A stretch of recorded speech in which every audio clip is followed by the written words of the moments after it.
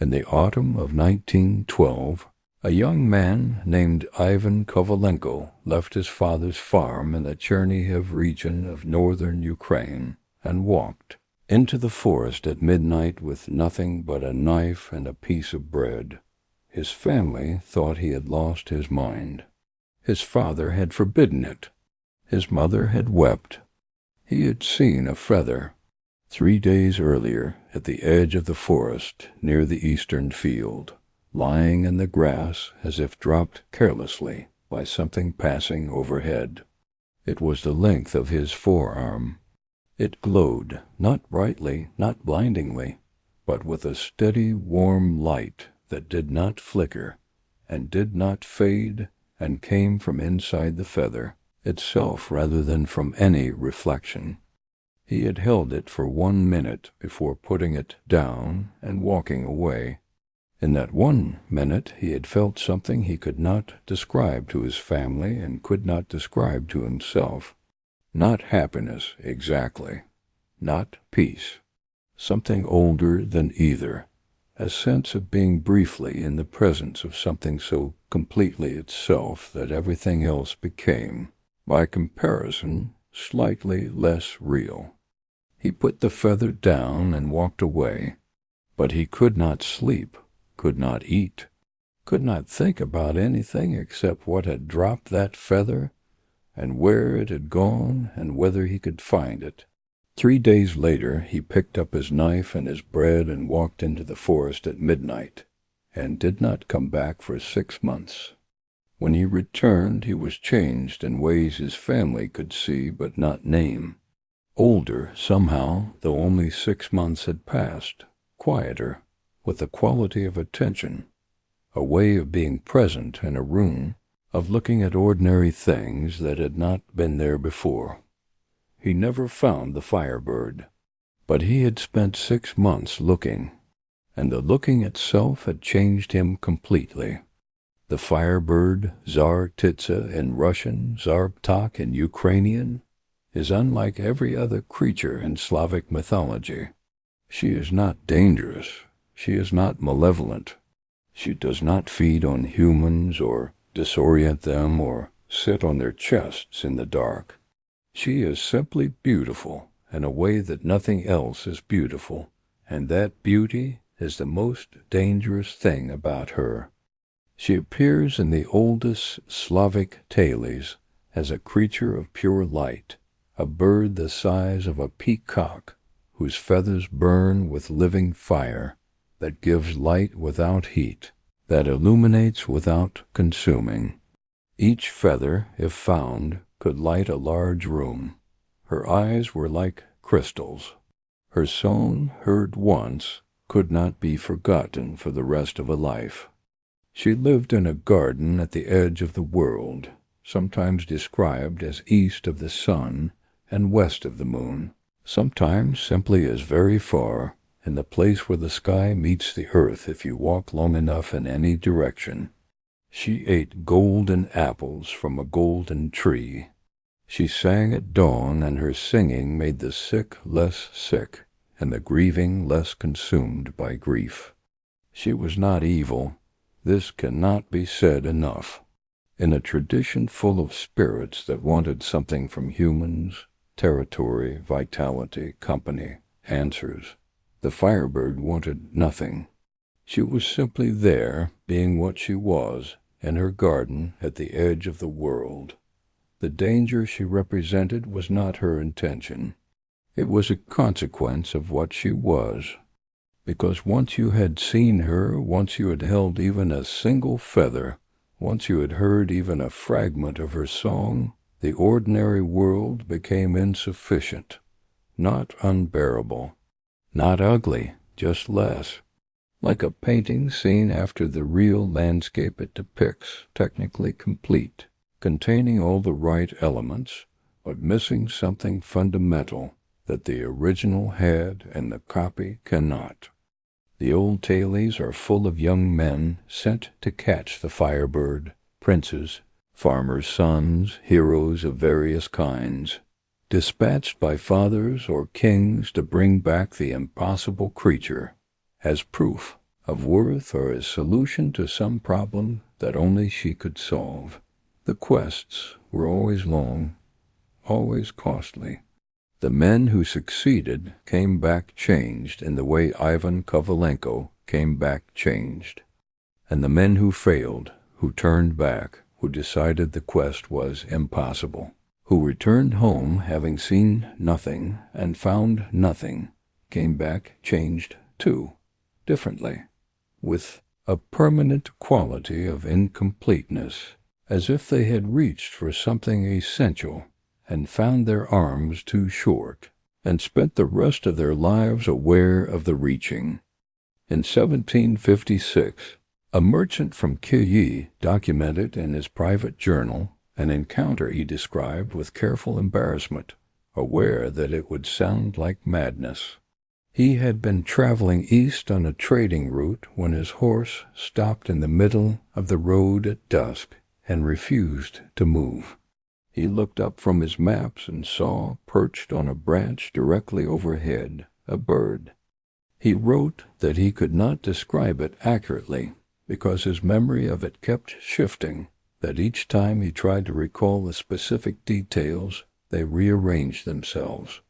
What remained constant was the light, the way it made the branch glow, made the leaves translucent, made the evening air around it visible as a kind of gold, and the sound it made, not quite singing, not quite speaking, something between the two that he felt in his chest rather than heard with his ears. It flew away after perhaps 2 minutes. His horse moved again. He continued his journey, completed his business, returned home.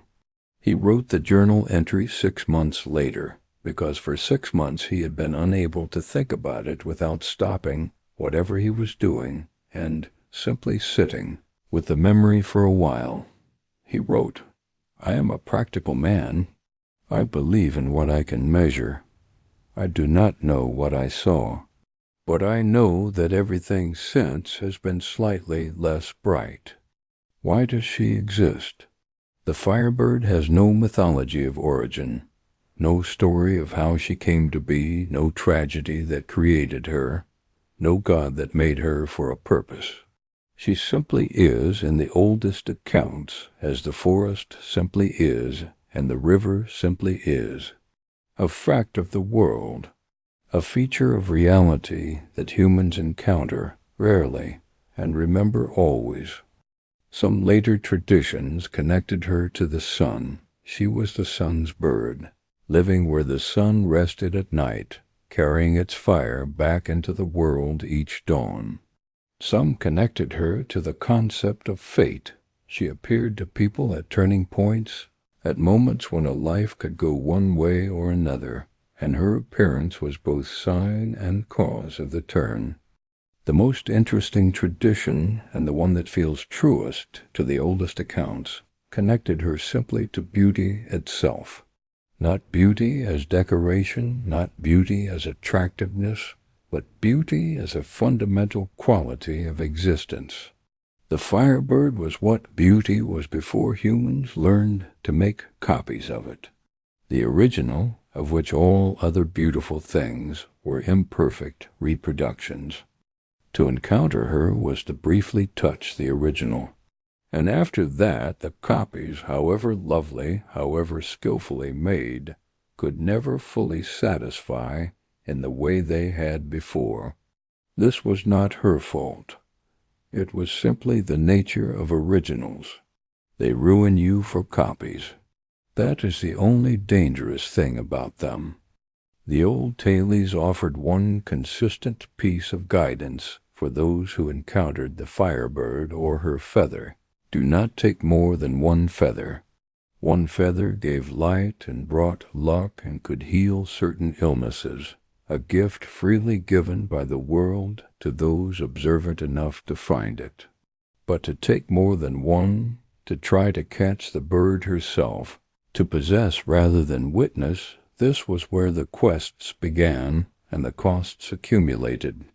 You could witness the Firebird without consequence. You could stand in her light and hear her song and carry the memory of it for the rest of your life as a kind of private treasure, something that made hard days easier, something that reminded you in the worst moments that the world contained things of this quality and therefore was not entirely without grace. But the moment you reached for her, the moment witness became pursuit, appreciation became possession. The quest began. And quests in the Slavic tradition were never free. They cost exactly as much as the thing sought was worth. And the Firebird was worth everything. So the quest cost everything. Not always in obvious ways. Sometimes in quiet ones. Ivan Kovalenko came home from his 6 months in the forest. He married, had children, worked his father's farm and then his own farm, and then his children's farm. He lived an ordinary life by every external measure. But his daughter, who heard the story from him once, late in his life, when he was old enough to speak of it, said that he always seemed to be listening for something. Not anxiously, not with longing that caused him pain, just attentive, as if he had learned in those 6 months of looking to pay a quality of attention to the world that most people never developed, as if the searching, though it had not found its object, had trained something in him that remained trained forever after. He died at 83, in the same region where he had been born, having never traveled more than 50 kilometers from his birthplace in the decades after his 6-month search. On the last night his daughter sat with him, and she said that just before dawn he opened his eyes very wide and looked at something near the window with an expression she had never seen on any human face before or since. Not fear, not peace, something more specific than either. Recognition, the expression of someone who has waited a very long time for something and has finally, at the last possible moment, seen it arrive. He died with the dawn. His daughter looked at the window. There was nothing there, just the early light coming through the glass, gold and warm, the way light is gold and warm in the first minutes of morning before the day becomes ordinary. But the room smelled, she said, briefly and unmistakably, of something burning, not destructively, not dangerously. The way a candle smells when you first light it, that first moment of flame finding the wick and catching and beginning to give light, clean and warm and briefly, perfectly bright. Then it was gone, and the day began. And the world continued, as it always does, slightly less bright than it had been for one moment in the early morning of an ordinary autumn day in northern Ukraine. Look for the feather, but be careful what you do when you find it.